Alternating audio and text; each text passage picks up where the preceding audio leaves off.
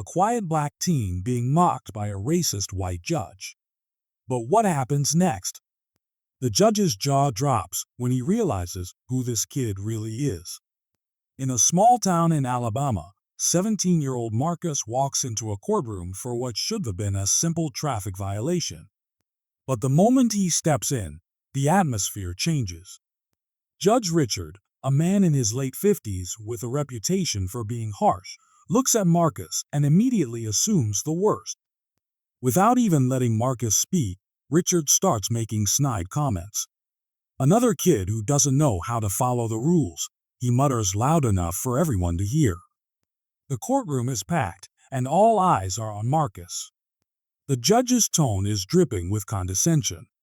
He asks Marcus if he even understands the law, implying that someone like him couldn't possibly know anything about it. Marcus stays quiet, not out of fear, but because he's used to this kind of treatment. Growing up in Birmingham, he's faced this kind of prejudice more times than he can count. But this time, it's different. This time, it's in front of a room full of people, and the judge isn't holding back.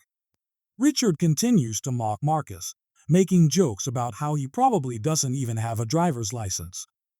The people in the courtroom shift uncomfortably in their seats, but no one speaks up. Marcus' mom, sitting in the back, clenches her fists, trying to hold back her anger. She knows her son is more than what this judge sees. But Marcus, he doesn't react. He just stands there, calm and composed, waiting for his moment. The problem here isn't just the judge's blatant racism or his refusal to give Marcus a fair chance. It's the system that allows someone like Richard to sit in a position of power, making decisions that affect people's lives based on nothing but his own biases. Marcus knows this isn't just about him. It's about every person who's ever been judged unfairly because of how they look. And as the judge's words echo through the room, Marcus realizes something. This is his chance to prove everyone wrong. Marcus' story begins in Birmingham, Alabama, where he grew up in a neighborhood where opportunities were hard to come by.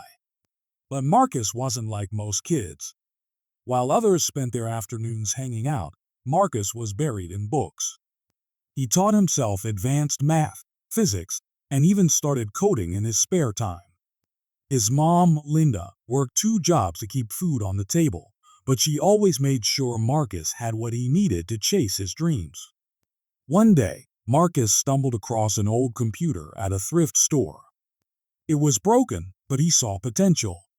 He spent weeks fixing it up, teaching himself how to repair hardware by watching YouTube videos. That computer became his gateway to a world he never thought he'd be part of. He started building small programs, then moved on to robotics.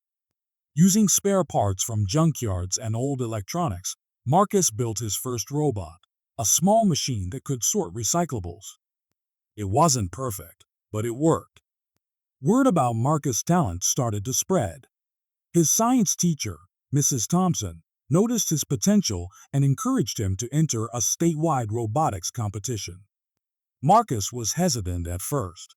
He didn't think someone like him could compete with kids from wealthier schools. But Mrs. Thompson pushed him, telling him his ideas were worth sharing. So, Marcus entered the competition and won. That win opened doors. Marcus was invited to present his work at a tech conference in Atlanta. He even caught the attention of a professor at MIT who offered to mentor him. But despite all this, Marcus never forgot where he came from. He still faced the same prejudices every day. People would see a young black kid and assume he was up to no good. Even at the competition, some parents whispered about how he must have cheated to win. Back in the courtroom, Judge Richard's mocking continues. But Marcus isn't fazed. He knows who he is and what he's capable of. As the judge rambles on, Marcus quietly pulls out a small notebook from his pocket. Inside are sketches of his latest project, a robot designed to help people with disabilities. It's a reminder of why he keeps pushing forward, no matter what obstacles are thrown his way. The tension in the courtroom is palpable as Judge Richard finishes his tirade. He leans back in his chair, smug, thinking he's put Marcus in his place.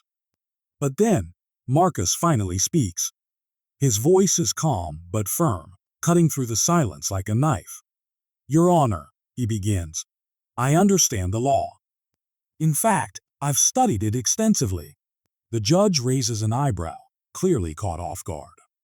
Marcus continues, explaining the specifics of his traffic violation with precision. He cites legal precedents, even correcting the judge on a minor detail about Alabama traffic codes. The courtroom erupts in murmurs. Who is this kid? Then Marcus drops the bombshell. "I've been accepted to MIT on a full scholarship," he says, pulling out an acceptance letter from his bag. "I'll be studying robotics and artificial intelligence." The room goes dead silent. Even Judge Richard seems to freeze, his smug expression crumbling. But Marcus isn't done. He reaches into his bag again and pulls out a small, sleek device, a robot he built himself. "This is one of my projects," he explains. "It's designed to help people with mobility issues navigate their homes independently." He sets it on the table, and the robot whirs to life, demonstrating its functions. The courtroom watches in awe as the device moves smoothly across the surface, responding to Marcus' commands. Judge Richard is speechless. The same kid he just mocked is standing there, holding a piece of technology that could change lives. The weight of his own prejudice hits him like a ton of bricks. He stammers, trying to say something, but no words come out. Marcus doesn't gloat or rub it in. He simply looks at the judge and says, "I hope this shows you that you can't judge someone by how they look." Then he gathers his things and walks out of the courtroom, his head held high. The people in the room watch him go, some clapping softly, others still in shock. As Marcus steps outside, the sun hits his face, and he takes a deep breath. This isn't just a victory for him. It's a moment that will stay with everyone in that courtroom forever. If this story hit you as hard as it hit me, hit that subscribe button. Trust me, you don't want to miss what's coming next.